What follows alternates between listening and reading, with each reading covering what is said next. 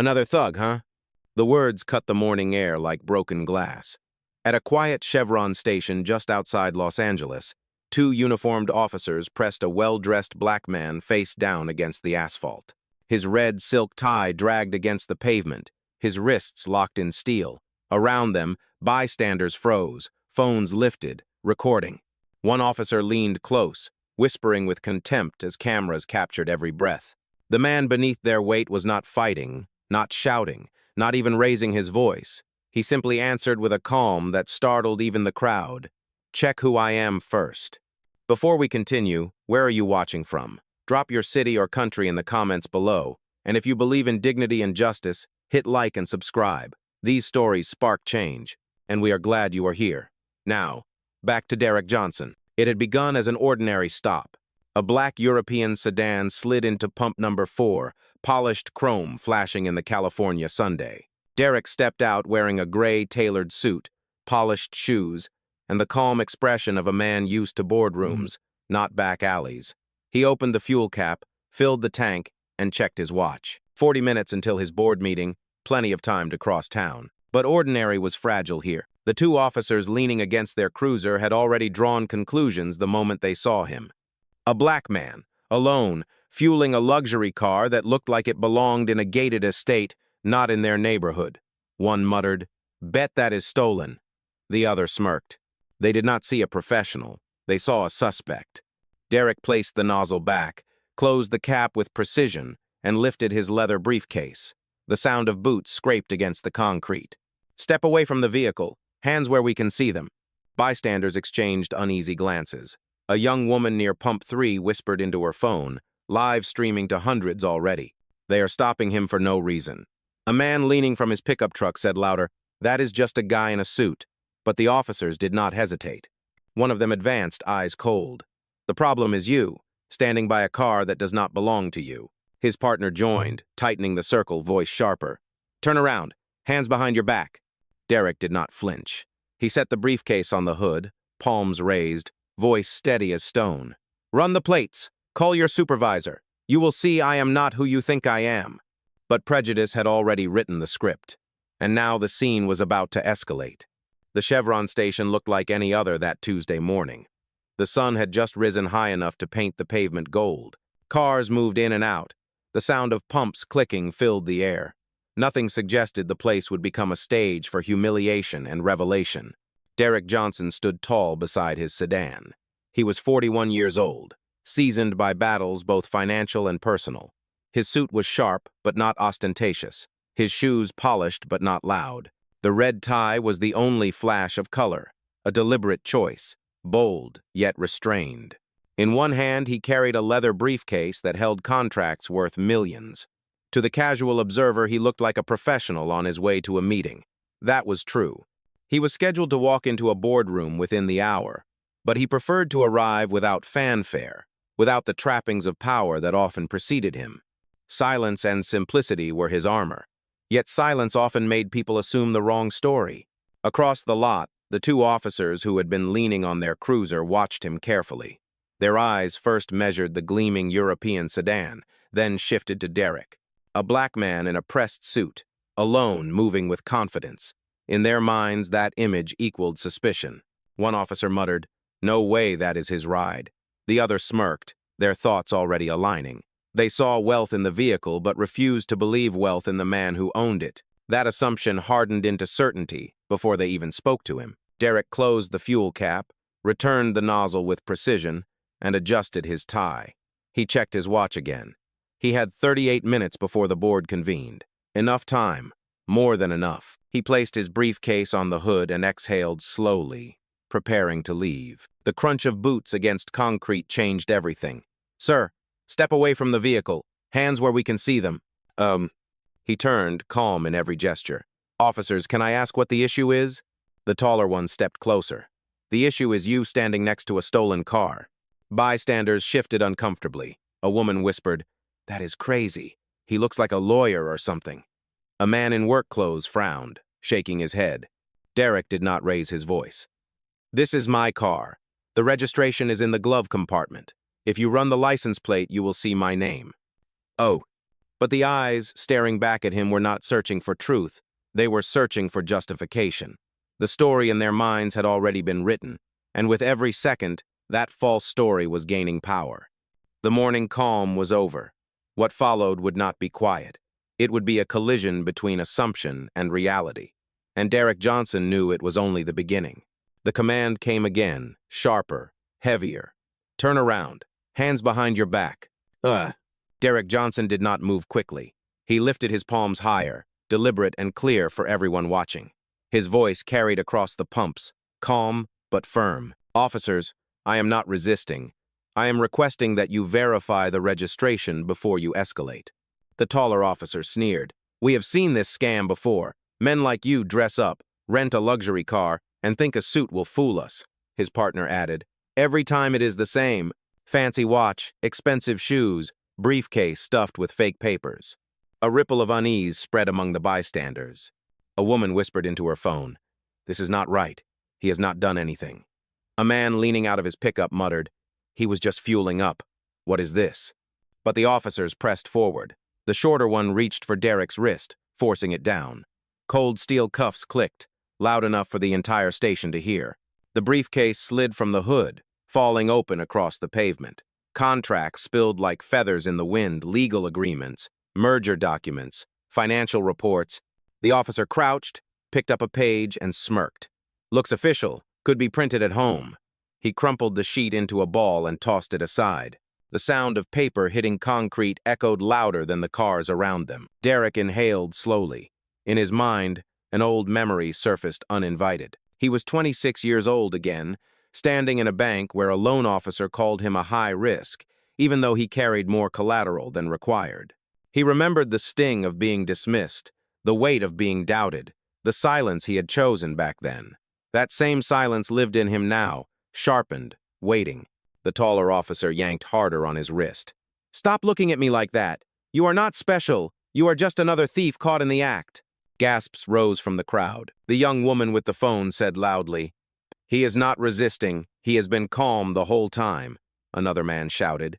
You cannot call someone a thief without proof. The officers ignored every voice but their own. The taller one barked, Step back, all of you. This is official police business. Derrick stood still, wrists bound, eyes steady, breathing controlled. He did not shout. He did not curse. He simply looked at them with the weight of someone who had endured this pattern his entire life. Around him, the air thickened. Phones lifted higher. Live streams buzzed to life. The ordinary morning had collapsed. The escalation was complete. And though Derrick had not yet spoken his full truth, the moment was already turning into something bigger than cuffs, bigger than commands. It was becoming a public trial, held not in a courtroom but on the pavement of a gas station, with the world watching. The cuffs pressed tighter with every movement. But Derrick Johnson did not resist. He stood with his back straight, shoulders squared, as if the weight of steel around his wrists was nothing compared to the weight of injustice pressing down on him.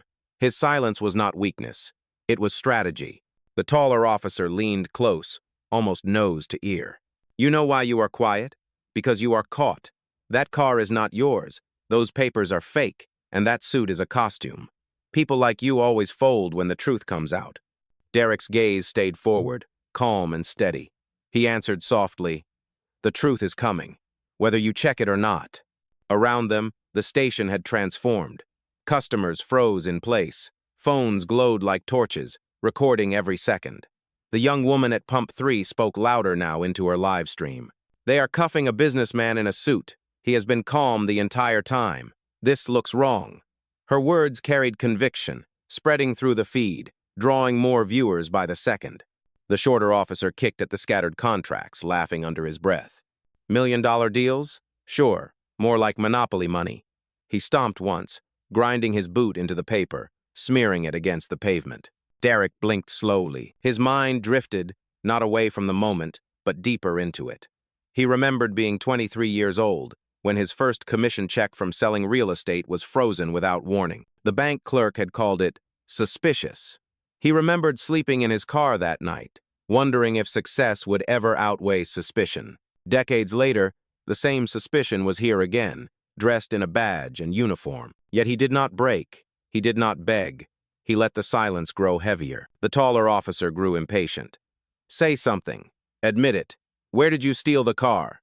Derrick raised his eyes, not to the officer, but to the crowd. His voice was clear, carrying farther than before. Do not record for me. Speak for yourselves. What do you see happening here? A murmur spread. A man near the convenience store door said, I see bias. A woman holding her child whispered, I see someone being treated like he does not belong. The atmosphere shifted.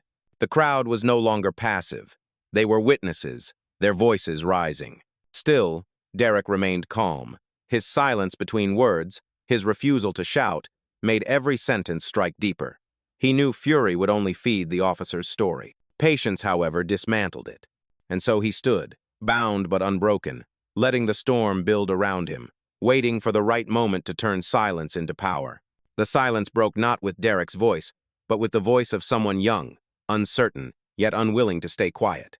From the far side of the station, a teenager with a backpack raised his phone high. His voice trembled as he called out, Why are you cuffing him? He is not resisting. Everyone here can see that. His words rang across the lot, cutting through the officer's commands.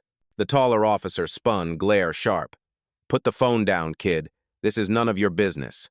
But the boy did not lower his hand. It is everyone's business when you treat someone like this. The crowd stirred. A man filling his truck shouted, He is right. This is wrong. Another voice joined, this time from a young woman in scrubs who had been on her way to a hospital shift. She pulled her phone out, streaming live. I am a nurse. I see when people are threatened, and this man is not a threat. The shorter officer's jaw tightened. Step back, all of you. Do not interfere. Yet interference had already begun, not with force, but with witness. Phones lifted higher. Screens glowed brighter. The scene was no longer private. It was public, broadcast beyond the asphalt. A middle-aged man in a blue work shirt moved closer. His voice carried authority born from decades of labor. I have worked this station for 20 years, never seen anything like this. You are making a mistake.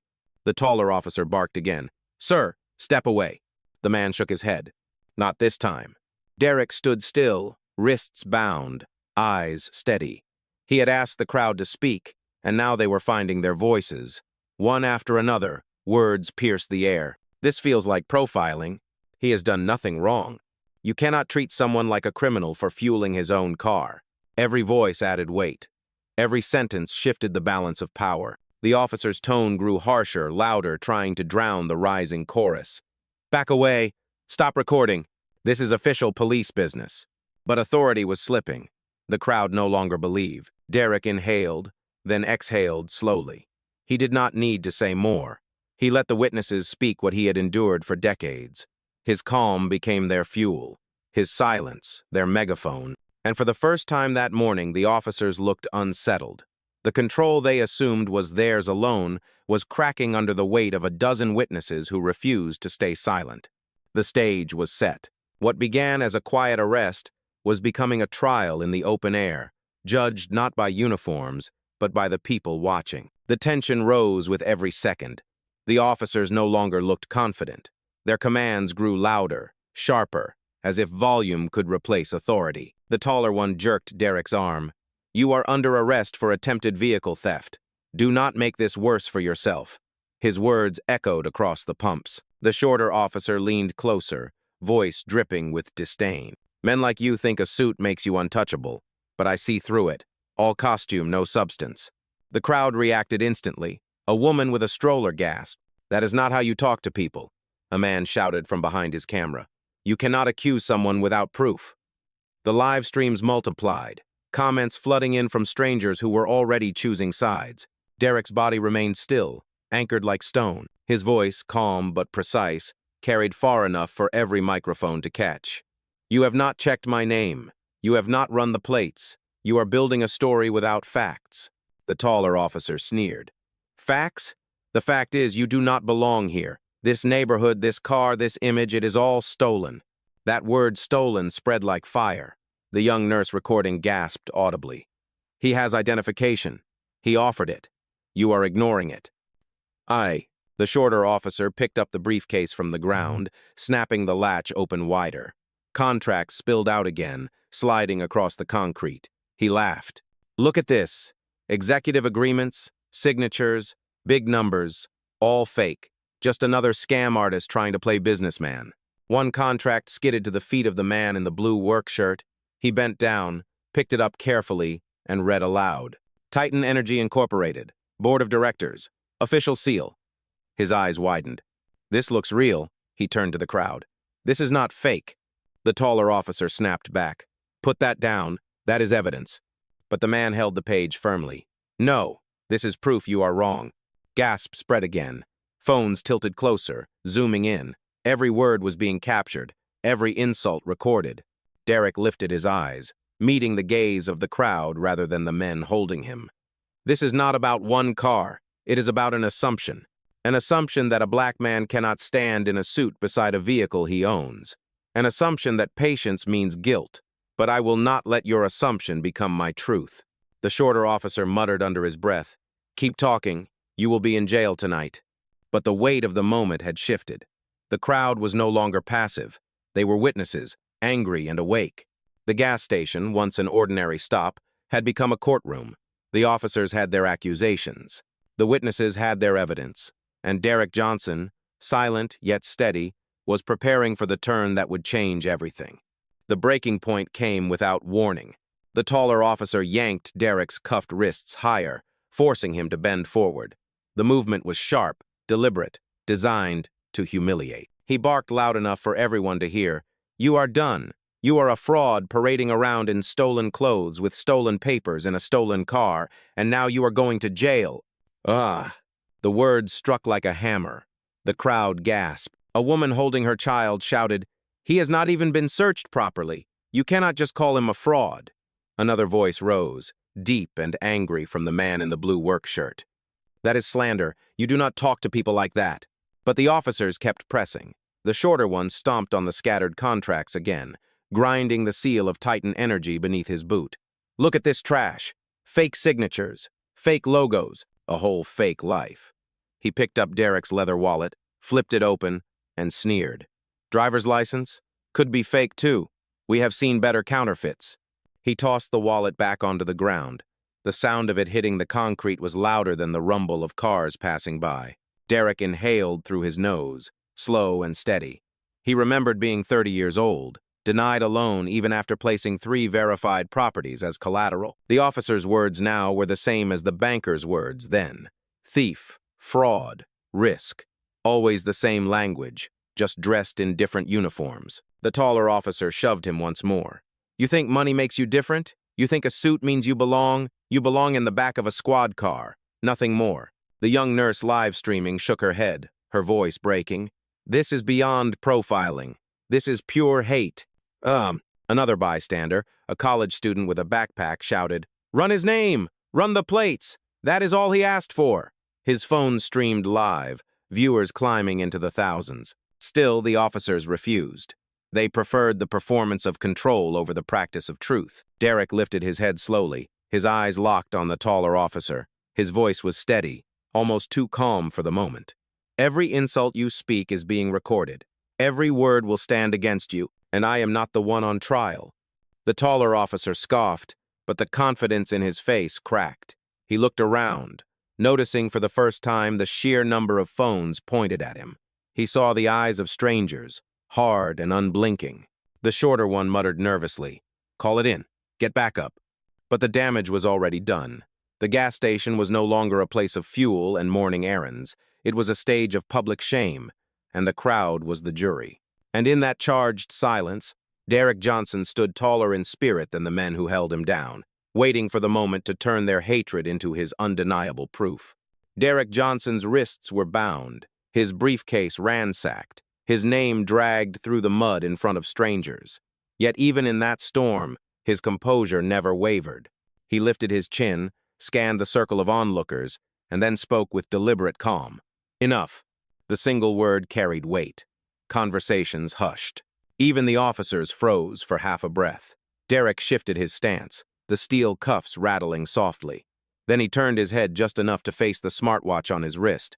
His voice dropped into a register of quiet command. Activate protocol. Across the city, in a glass tower that bore the Titan Energy logo, A notification lit up on a secure console. Inside a corner office, his executive assistant answered instantly, "Mr. Johnson, I am connected. Do you require escalation?" His reply was measured.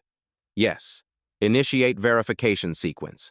Transmit my credentials directly to State Police Headquarters and copy the District Command Center. Live authorization only." The assistant's voice was crisp. "Understood. Transmission has begun." The taller officer scoffed, mistaking the moment for bravado. "Talking into your watch? You think you are some kind of spy? No one is coming to save you." He looked around at the crowd, smirking. "See, he is playing games, acting important." But several bystanders noticed the small green light blinking on Derrick's device. They saw the quiet confidence in his eyes. He was not bluffing. He was summoning something bigger than the two men holding him down. The shorter officer shoved him toward the squad car. "You can call whoever you want. You are still going downtown." Derrick's voice sharpened, still controlled but cutting like glass. "I will not be in your cell. You will be in mine." The crowd erupted in murmurs. Phones zoomed closer. Someone whispered, "Did you hear that? He is serious." A man in a business suit who had just arrived at the station lowered his own phone after catching part of the exchange. "Wait a second," he said to no one in particular. "I think I recognize him." The officers ignored it, but the seed had been planted. Recognition was beginning to spread. Meanwhile, the assistant's voice returned in Derrick's ear, audible enough for nearby microphones to catch. "Verification confirmed. Protocol in motion. Police headquarters has acknowledged receipt. Stand by." Derrick exhaled slowly, then lifted his eyes toward the taller officer. "Your assumption has already been logged. Every word you used, every insult, every denial, it is in the system now, and you will answer for it." The taller officer's smirk faltered. For the first time, doubt cracked through the mask of authority. He looked at his partner, uneasy. And all around them, the witnesses leaned closer, sensing that something was about to turn. What began as a display of power was shifting into something else, entirely an unveiling of who truly held control. The taller officer tightened his grip on Derrick's arm, forcing him a step closer to the squad car.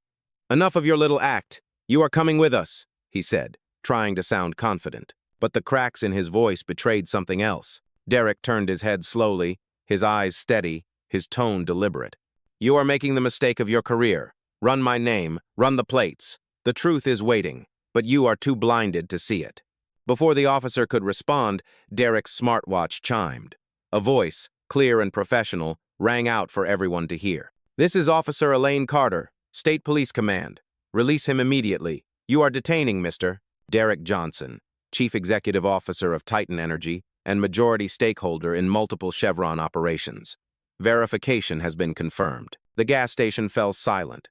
The words hung in the air, heavy as thunder. The shorter officer froze mid-step, his hand still gripping the crumpled contract he had mocked only moments earlier. His face drained of color. The taller one blinked rapidly, eyes darting between Derrick, the crowd, and the glowing smartwatch. The bystanders erupted. A woman shouted, "He owns this station." Another added, "They cuffed the CEO." Phones lifted higher, recording every stunned expression. Derrick straightened, the steel cuffs rattling as he drew himself taller than the men who had tried to belittle him. His voice was firm, commanding now. "You dragged me across this pavement. You called me a fraud. You ground my work under your boots. And yet here I stand, not broken, not begging. I am the owner of what you tried to erase." The taller officer stammered. "That cannot be true." But a man in the business suit who had recognized Derrick earlier stepped forward. His voice carried certainty. "It is true. That is Derrick Johnson. He was on the cover of Forbes last year. I read the article. I know his face." The shorter officer's hands shook. The paper he held slipped from his grip, fluttering to the ground. The live stream comments exploded. Viewers posted in all caps. "They arrested the owner. This is going viral. Accountability now."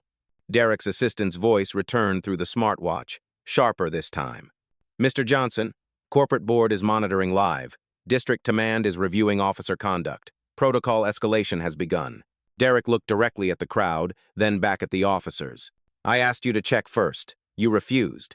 I asked you to run the plates. You mocked me. Now the entire world knows who I am. And more importantly, they know who you are." The officers stood pale and speechless. trapped in the glare of truth. The balance of power had shifted in an instant, and the courtroom of asphalt had rendered its first verdict. The revelation struck like lightning. What had begun as routine humiliation now turned into panic for the officers who had orchestrated it. The taller officer loosened his grip on Derrick's arm, as if the cuffs themselves were burning him. His mouth opened, but no words came out. The shorter officer shuffled backward, his eyes darting at the crowd of witnesses, at the dozens of glowing phones capturing every angle.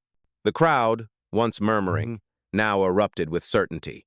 A woman in the scrubs shouted, "You cuffed the owner of the station," another voice added. "That is the chief executive officer of Titan Energy." Applause, anger, and gasps all mixed into one storm of sound. The man in the business suit raised his phone higher. "The live stream is at 20,000 viewers right now. Everyone can see this." The taller officer finally spoke, his voice brittle. "We were only following protocol." Derrick turned his gaze on him, calm yet cutting. "Protocol does not allow you to invent crimes. Protocol does not permit you to stomp on contracts, to call me a thief, to treat dignity like dirt. What you followed was not policy, it was prejudice." The words struck harder than any shout. The shorter officer stepped forward, desperate to salvage control. We can work this out. If you would just—" Derrick raised his voice for the first time, not loud but commanding enough to silence the station. "No, you have already written your story with your own mouths, and now you will live with it." Gasps rippled through the crowd. The live stream scrolled faster, comments flooding with outrage and praise. One young man near the pumps shouted, "They need to be suspended today." Another added, "This is bigger than suspension. This is a lawsuit." The officers looked cornered. Their badges gleamed under the morning sun, but their power had faded. Each passing second tightened the noose of accountability. Derrick turned his head slightly, addressing his assistant through the smartwatch. "Log every word. Prepare the board statement. Forward the footage from witnesses as corroboration. And alert legal counsel. This will not end at the station. It will end in the courtroom." The assistant's voice came crisp. "Already in motion, Mr. Johnson." Phone zoomed closer on Derrick's face. His expression was steady, his presence unshaken. The man who had been mocked as a fraud now stood as the undeniable owner of truth. The taller officer tried one last protest. We did not know who you were." Derrick's eyes locked on him. "That is the point. You never cared who I was. You only cared what I looked like, and that mistake will cost you everything." The crowd roared, the verdict delivered not by a judge, but by the truth revealed in real time. The silence after Derrick Johnson's words was heavier than any siren. Both officers stood frozen, pale, their authority stripped bare in front of strangers who no longer feared them. Every bystander became witness, every camera became evidence. Derrick straightened his shoulders, the steel cuffs clinking as he lifted his hands. He turned slightly toward his smartwatch. His voice carried the calm tone of finality. "Initiate removal." On the other end, his assistant responded with precision. "Confirmed. District Command has authorized suspension, proceeding with immediate lockout." A beat later, both officers' radios crackled, then went silent. Their devices flashed red, their access codes revoked in real time. They reached for their badges, but the system had already erased their authority. The taller officer pulled at his radio, pressing buttons in vain. The shorter one tapped at his phone, only to find it locked, credentials denied. The crowd gasped, some cheering outright. The nurse whispered, "Did that just happen?" They were shut out. The man in the work shirt grinned, shaking his head. He flipped the script. "Right here, right now." Derrick lowered his hands slightly, still cuffed, but it no longer mattered. "You thought silence meant weakness. You thought calm meant submission. But silence is preparation. Calm is control. And control belongs to me." The taller officer stumbled, his voice unsteady. You cannot do this." Derrick's reply was steady as stone. "I already have." His assistant's voice returned through the watch. "Suspension logged. Legal department has been alerted. Press release drafted. Do you wish to proceed with civil litigation?" Derrick did not hesitate. "Yes. File immediately. Name both officers and include every witness statement available." The bystanders erupted in applause, their voices rising in a wave of vindication. One man shouted, "That is justice." Another cried out, "That is what power looks like." The shorter officer's knees buckled slightly. He looked at the crowd, at the phones, at the truth he could no longer bury. His whisper trembled. We are finished." Derrick's eyes did not soften. He simply looked at them with the dignity they had tried to strip away. "You called me a fraud at a station I own. You mocked contracts that built cities. You tried to erase me in front of the world, but you forgot one thing. The world is watching." The crowd cheered again, the sound swelling until the entire station felt transformed. What had started as humiliation had become reckoning. What began with cuffs was ending with collapse. And for the officers, there was no escape. Their downfall had arrived not in a courtroom months later, but in the very moment they chose prejudice over truth. The station had turned into a theater of justice. The officers stood pale, their radios dead, their access revoked, their badges meaningless in the eyes of the very people they had sworn to protect. Around them, the crowd pressed closer, not with violence, but with the undeniable force of witness. Every phone was still raised, every camera still rolling. The world was already watching. Derrick Johnson lifted his cuffed wrists and looked straight into the nearest lens. His voice was even deliberate and sharp. "You tried to erase me with insults. You tried to bury my name beneath your boots. But power does not come from your shouts. Power comes from truth. And the truth is, this place belongs to me." The words detonated through the station. Gasps turned into cheers. A woman shouted, "Say it louder." A man added, "That is his station. He owns it." The live stream comments exploded, thousands pouring in with outrage and admiration. The taller officer, trembling, whispered, We did not know."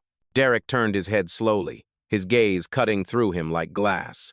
"You never cared to know. You judged me by skin, not by fact. And now your judgment has judged you." At that cue, his assistant's voice returned through the watch, steady as a verdict. "Mr. Johnson, suspension is complete. Legal filings are in motion. District Command has requested a statement from you for the record." Derrick lowered his cuffed hands slightly, addressing both the crowd and the cameras. "Here is my statement. I do not need to film this for proof. I am the proof. I am the outcome of centuries of silence broken, of prejudice endured, of patience sharpened into strength. You called me a thief at my own station, but today, your words became your chains, not mine." The crowd erupted in applause, some even clapping through tears. The young nurse streamed live, whispering into her phone, "This is history. This is justice in real time." A boy with a backpack shouted, "That is real power, silent power." Derrick's eyes swept the scene one final time. The broken papers on the ground, the humiliated officers, the crowd that had transformed from passive customers into a wall of witnesses. He stood taller, his presence no longer bound by cuffs. "Remember this," he said, voice cutting through the cheers. "Respect should never depend on appearance. Justice should never depend on assumption. And silence should never be mistaken for weakness." The words settled like a final stone. Cameras caught every syllable. The officers hung their heads. And Derrick Johnson, still calm, still steady, left the crowd with one last truth. "I did not need to shout for justice. I simply stood, and justice revealed itself." The station roared with applause, the clip already on its way to every corner of the internet. The verdict was clear. Power, dignity, and truth had spoken louder than prejudice ever could.